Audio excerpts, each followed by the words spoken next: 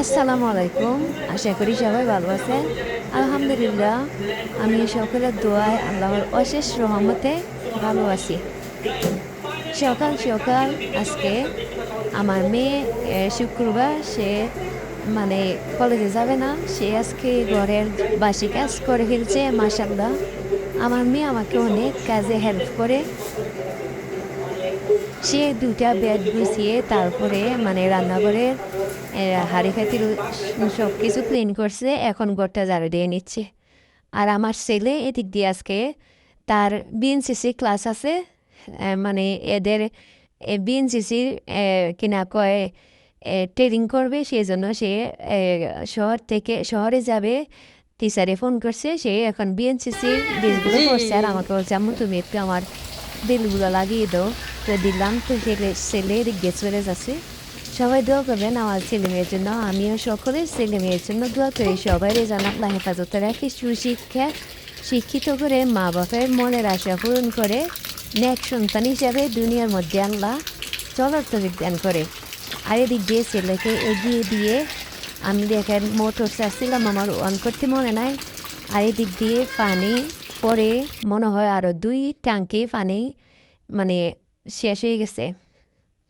তারপরে এদিক দিয়ে সকালে নাস্তাটা নিয়ে নিলাম আমি আজকে শসা, তারপরে ভিজিয়ে রাখা ছোলা দিয়ে সকালে নাস্তাটা করলাম। কারণ আমাকে তো সবজি সালাদ এগুলোই বেশি খাইতে হবে। তা আলহামদুলিল্লাহ আমার ওয়েট অনেকটা কমে গেছে, মার্শাল্লাহ। আসলে চেষ্টা করলে সব কিছুই সম্ভব। তো সকালে হাঁটা, তারপরে খাবারে পরিবর্তন আনা, তারপরে এই এমনিতেই মাশাআল্লাহ আলহামদুলিল্লাহ আমার অনেকটা ওয়েট কমে গেছে। তারপরে এদিক দিয়ে আমি একটু চা খেয়ে নিলাম। চা খেয়ে তারপরে অনেকগুলা সাজনা পাতা নিয়ে এসেছিলাম, এগুলা মোরিঙ্গা পাউডার করব। তারপরে এখানে আজকে আমার ছেলে মেয়ে ওনারা তালের পিঠা খাবে। তো সিজনের জিনিস সিজনে খেতে ভালো লাগে। তো এদের জন্য তাল পিঠার আয়োজন করতেছি। তালগুলো আমি আটি থেকে কেচি দিয়ে কেটে আটি থেকে এগুলা কেটে নিয়েছি। তারপরে নেটের মধ্যে রেখে এভাবে চাপ দিতে অনেক সুন্দরভাবে রসগুলা চলে আসছে। তারপরে এই দিক দিয়ে এই দেখেন অনেকগুলা তাল, আমাদের গাছেরই অনেকগুলা তাল একটা লুকেরি দিয়ে আনাইছিলাম। তো এতগুলা তাল লাগবে না, আমি প্রয়োজন মতো কয়টা নিলাম। তারপরে আমি মুরগিগুলোকে খাবার দিয়ে এখন নারকেলটা কেটে নিলাম। এখন কেটে ফলে নিলাম। এখন সবগুলো এখানে একসাথে তালের রস, তারপরে নারকেল, চিনি, তারপরে চাউলের গুঁড়া, এগুলো একসাথে মিক্স করে এখন আমি রেখে দেব।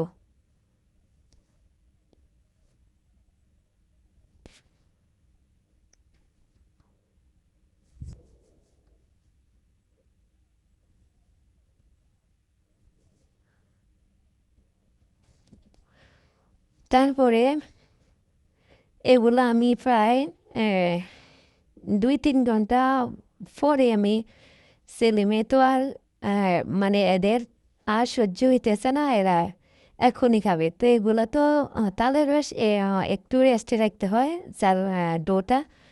তো ৪ ঘন্টা পরে আমি আসলাম পিঠাগুলো বানাইতে।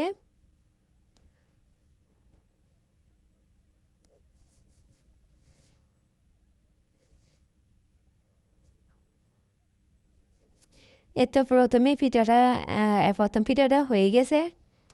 পিঠাগুলো অনেক সুস্বাদু ছিল, কিন্তু যে ডোটা একটু ড্রাই ড্রাই হয়েছিল। তো এই জন্য আমি এগুলা সম্পূর্ণ বানাইলাম না। এমনিতেই ওদেরকে এক পিস দিয়ে ওইগুলো আমি রেখে দেব। আর একটু রস দিতে হবে মনে হয়। এমনিতে খাইতে অনেক মজা লাগছিল, একদম সফট হয়েছিল।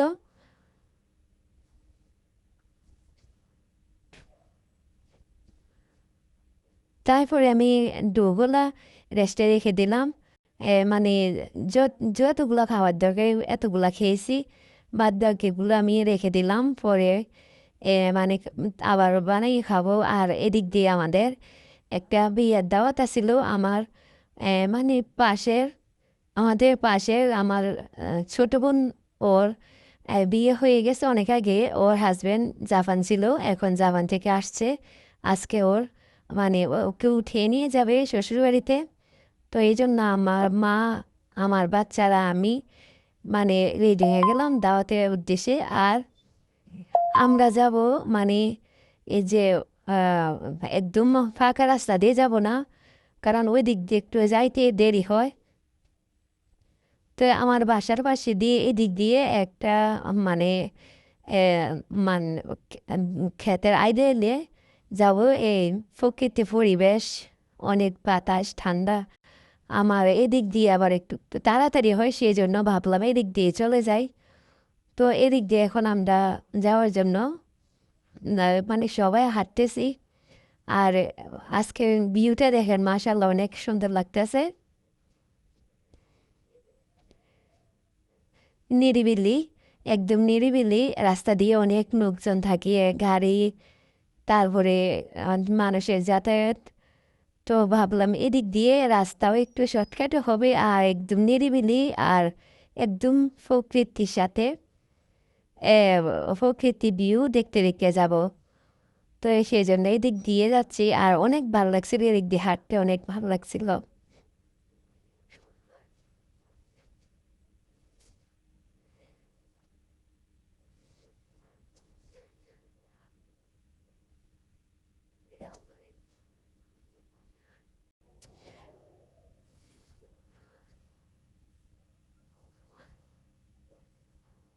মাশাল্লাহ কত সুন্দর ভিউ, একদমই সবুজ প্রকৃতি। মাশাল্লাহ, আল্লাহর সৃষ্টি কত সুন্দর।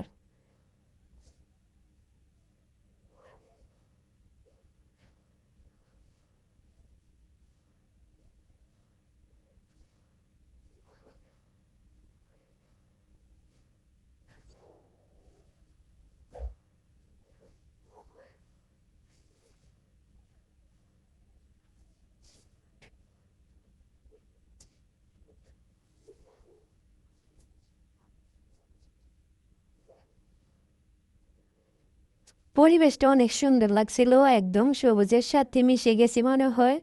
এই জন্য এইখানে ভিডিওটা আর এডিট করলাম না, সম্পূর্ণ যেভাবে ভিডিও ক্যাপচার করছি সেভাবেই মানে শেয়ার করলাম। সম্পূর্ণ রাস্তাটা কীভাবে যায়।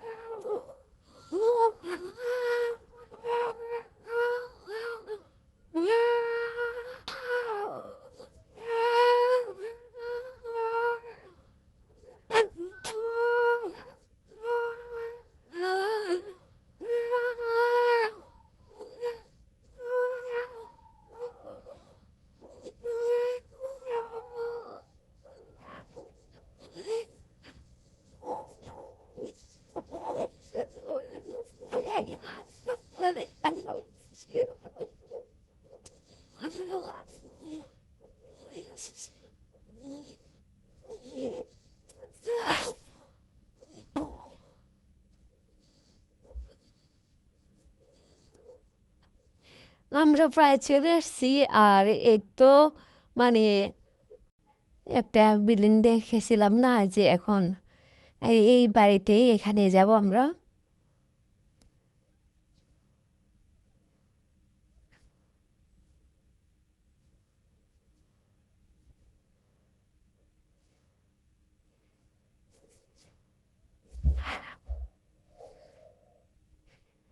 এরকম রাস্তায় হাঁটতে ভালোই লাগে।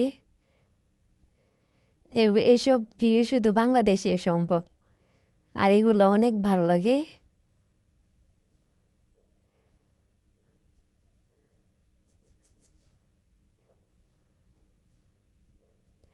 তারপরে আমরা দাওয়াত খেয়ে চলে আসলাম। আসার পরে এখন প্রায় বিকাল, মাগরিবের আজান দিয়ে ফেলছে। তো এখানে সন্ধ্যা নাস্তা হিসেবে আমি আবার ওদেরকে এসে তালের পিঠা দিয়ে দিলাম। আবার মানে তালের পিঠাগুলো আবার মানে তেল দিয়ে করি নাই। আমার আম্মা তেল দিয়ে করলে তেমন পছন্দ করে না। আমার আম্মা আসছিল, তো সেই জন্য উনি বলছে কলা পাতা দিয়ে, মানে কিনা কয় মাটির খোলার মধ্যে দিতে। মাটির খোলা ছিল না, আমার একটা করে ছিল, এটার মধ্যে কলা পাতা দিয়ে পিঠাগুলো তৈরি করছি। অনেক সফট হয়েছে, অনেক সুস্বাদু হয়েছে। আর এই পিঠাগুলো অনেকে খাইছে। আমার একটা আন্টি ছিল, উনি আসছে, উনি খাইছে, আমার আম্মা খাইছে, তারপর ফাইভের টিচার খাইছে। তারপরে আবার আমার বোনের ছেলের জন্য দিলাম। কারণ সিজনের জিনিস, একটা জিনিস তৈরি করলে সবারই নিয়ে খাইতে অনেক ভালো লাগছে, ভালো লাগে। তো আমার ছেলেকেও দিলাম, ছেলে বলছে আম্মু অনেক সফট হয়েছে, অনেক মানে স্পঞ্জি হয়েছে। তারপরে এদিক দিয়ে দেখেন আমি পিঠা বানাতে বানাতে আর আমার মুরগিগুলো কোথায় থাকে দেখেন। হ্যাঁ, মানে রুমটা যেহেতু খালি, আমার মুরগিগুলো মানে পালাতে কোনো হ্যাসেল হয় না। এরা